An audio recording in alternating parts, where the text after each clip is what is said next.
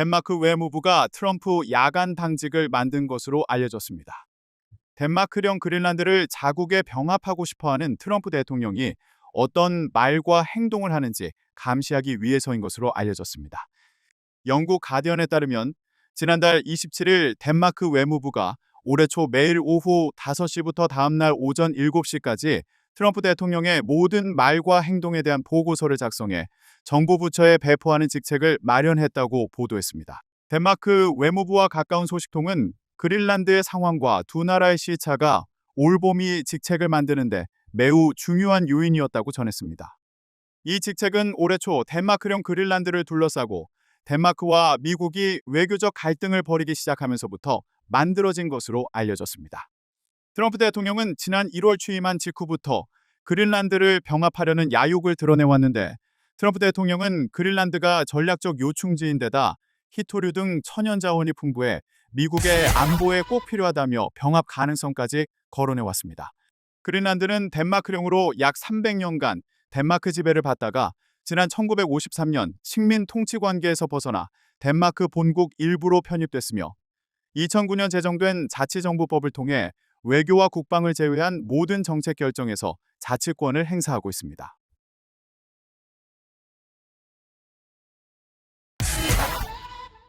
덴마크 정보기관이 사상 처음으로 전통적 우방인 미국을 잠재적 안보 위험으로 꼽았습니다.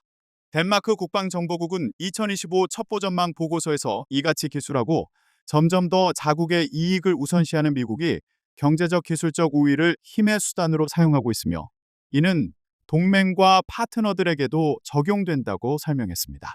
이런 보고서 내용은 덴마크령 그린란드를 둘러싼 미국과의 지정학적인 긴장 관계를 반영한 것으로 풀이됩니다. 국방정보국은 실제로 북극 지역에서 강대국 간 경쟁이 가열되면서 그린란드에 대한 미국의 관심이 커지고 있다고 적시했습니다. 도널드 트럼프 미국 대통령은 지난 1월 백악관에 복귀한 후 전략적 요충지에 자리한 데다 히토류 등 천연 자원까지 풍부한 그린란드가 미국의 안보상 필요하다며 병합 가능성을 거론했습니다.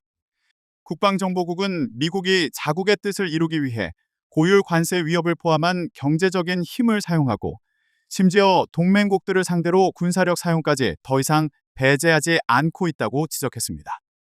또 러시아와 중국도 주요 위험으로 꼽으면서 덴마크를 둘러싼 전반적인 안보 위협 환경이 점점 더 심각해지고 있다고 진단했습니다. 특히 유럽의 안보를 보증해온 미국의 역할에 대한 불확실성은 나토 회원국을 상대로 하이브리드 공격을 강화하려는 러시아의 의향을 더 키울 것이고 중국도 경제력과 군사력을 지렛대로 서방의 영향력에 도전할 것이라고 전망했습니다.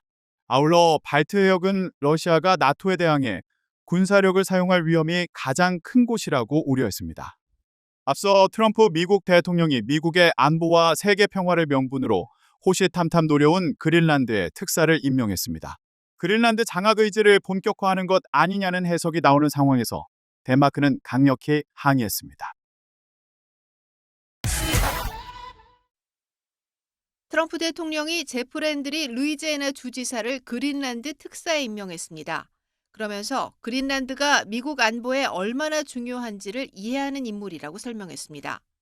랜드리 주지사도 그린란드를 미국의 일부로 만들기 위해 봉사할 수 있어 영광이라고 화답했습니다. 덴마크와 그린란드는 즉각 공동 성명을 내고 영토를 존중하라며 불쾌감을 드러냈습니다. Jeg er stærkt oprørt over den her udpegning af en speciel envoy, og jeg er specielt jo oprørt over den her særlige envoys udtalelse, som vi finder totalt uacceptabel. 유럽연합도 덴마크의 영토 보존, 주권, 국경의 불가침성을 지켜야 한다며 힘을 보탰습니다. 트럼프 대통령은 특사의 역할을 구체적으로 밝히진 않았지만 풍부한 천연 자원을 가진 전략적 요충지 그린란드 장악을 본격화하겠다는 의지를 반영한 것으로 해석됩니다. 취임 전부터 호시탐탐 그린란드를 노려온 트럼프 대통령. People really don't even know if Denmark has any legal right to it. But if they do, they should give it up because we need it for national security. 당선 후에도 러시아, 중국의 북극 항로 개척을 보고만 있을 수는 없다며 군사력을 동원해서라도 차지하겠다고 거듭 밝혀왔습니다. We need Greenland, very importantly, for international security. We have to have Greenland. It's not a question of do you think we can do without it? We can't.